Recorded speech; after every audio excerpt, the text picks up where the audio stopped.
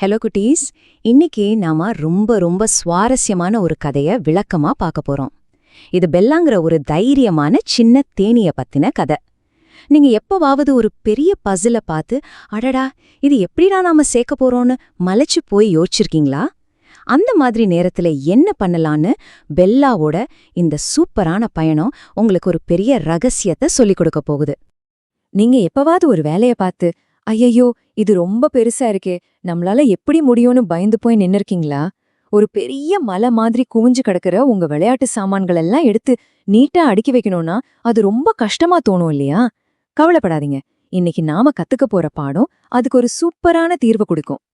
சரி, இப்ப நாம பெல்லாவை மீட் பண்ணுவோமா? பெல்லா ஒரு சுட்டித்தனமான, எப்பவும் சுறுசுறுப்பா பறந்துகிட்டு இருக்கிற ஒரு கியூட்டான சின்ன தேனி. பெல்லாவோட வீடு இருக்கு பாருங்க, அது அவ்ளோ அழகா பாக்குறதுக்கே ஒரு தங்க நிறமான தோட்டம் மாதிரி இருக்கும். எல்லாரும் இப்ப கண்ணை மூடிக்கிட்டு அந்த இனிமையான காட்டுப்பூக்களோட வாசனை அப்படியே கொஞ்சம் ஃபீல் பண்ணி பாருங்க. அங்க அவளோட நண்பர்களான மற்ற தேனீக்களோட சந்தோஷமான ரீங்கார சத்தமும் எப்பவும் கேட்டுக்கிட்டே இருக்கும். பெல்லா அங்க ரொம்ப ரொம்ப சந்தோஷமா வாழ்ந்து வந்தா. ஆனா இந்த சந்தோஷத்துல திடீர்னு ஒரு பெரிய பிரச்சனை வந்துச்சு. பெல்லாவோட அந்த அழகான உலகத்துல எல்லாம் தலைகீழா மாறிப்போச்சு. ஒரு நாள் திடீர்னு ரொம்ப பலமா ஒரு காத்து அடிச்சது. அதுல நம்ம பெல்லா தூக்கி வீசப்பட்டு எந்த நிறமும் இல்லாத ஒரே தூசும் குப்பையுமா இருக்கிற ஒரு இரண்ட சந்துல போய் விழுந்துட்டா. அந்த இடத்துல பூக்களோ தேனோ எதுவுமே இல்ல. பெல்லாவுக்கு என்ன பண்றதுனே தெரியல. பாவம் பெல்லா, அவளுக்கு ரொம்ப பயமாயிடுச்சு. சரி, ஒரே அடியா பறந்து வீட்டுக்கு போயிடலான்னு தன் முழு பலத்தையும் திரட்டி பறக்க முயற்சி பண்ணா. ஆனா கொஞ்ச நேரத்திலே அவளோட சிறகுகள் வலிக்க ஆரம்பிச்சு சோர்வாகி கீழே விழுந்துட்டான். ஐயோ, இது ரொம்ப தூரம், ஒரே பறத்தல்ல என்னால வீட்டுக்கு போக முடியாதுன்னு ரொம்ப சோகமா சொன்னா பெல்லா. ஆனா இங்கதான் கதையில ஒரு சூப்பரான ட்விஸ்ட் வரப்போகுது. பெல்லா அப்படியே சோர்வாகி தோத்து போய் உட்கார்ந்துரல. அங்க தரையில இருந்த ஒரு சின்ன விரிசல்ல பாக்குறக்கு அவ்வளவு ஒன்னும் அழகா இல்லாத ஒரு சின்ன களைச்செடி எட்டி பாத்துக்கிட்டு இருந்துச்சு. அத பார்த்த பெல்லா மெதுவா ஊர்ந்து போய் அதிலிருந்து ஒரு சின்ன துளி தேனை மட்டும் குடிச்சா.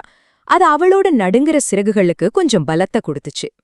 இங்கதான் பெல்லாவோட எண்ணம் மாறுச்சு. நான் அவ்ளோ பெரிய தூரத்தை எப்படிடா கடக்க போறேன் அப்படின்னு மலைச்சு போய் நிக்காம, சரி என் கண்ணுக்கு தெரியற இந்த அடுத்த பாதுகாப்பான இடத்துக்கு மட்டும் இப்போதைக்கு பறப்போம்னு முடிவு பண்ணான். இது எப்படின்னா, மொத்த ரூமையும் சுத்தம் செய்யறதுக்கு பதிலா முதல்ல இந்த ஒரு பொம்மையை மட்டும் எடுத்து வைப்போம்னு நினைக்கிற மாதிரி. அங்க மட்டும் நான் அந்த இடத்துக்கு மட்டும் போறேன் அப்படின்னு தனிக்குத்தானே ரொம்ப உறுதியா சொல்லிக்கிட்டா. பெல்லாவோட இந்த புது ஐடியா எப்படி வேலை செஞ்சதுன்னு இப்ப பாப்போம். இது ஒரு சின்ன சின்ன வெற்றிகளோட தொடர்ச்சி. பெல்லா எப்படி கொஞ்சம் கொஞ்சமா பறந்தாள்னு பாருங்க. முதல்ல அந்த சின்ன களச்செடி, அங்கிருந்து கொஞ்சம் பறந்து ஒரு காய்ஞ்ச ஜன்னல் தொட்டி, அப்புறம் அங்கிருந்து ஒரு தனிமையான தொட்டிச்செடி, அப்படியே தாவி ஒரு சின்ன மரம். ஒவ்வொரு தடவையும் அவ தடுமாறி போய் உட்காரும் போதும் அடுத்த இடத்துக்கு போறதுக்கான சக்தி அவளுக்கு கிடைச்சுக்கிட்டே இருந்துச்சு. இந்த சின்ன சின்ன முயற்சிகள் பெல்லாவ எங்க கொண்டு போச்சு தெரியுமா?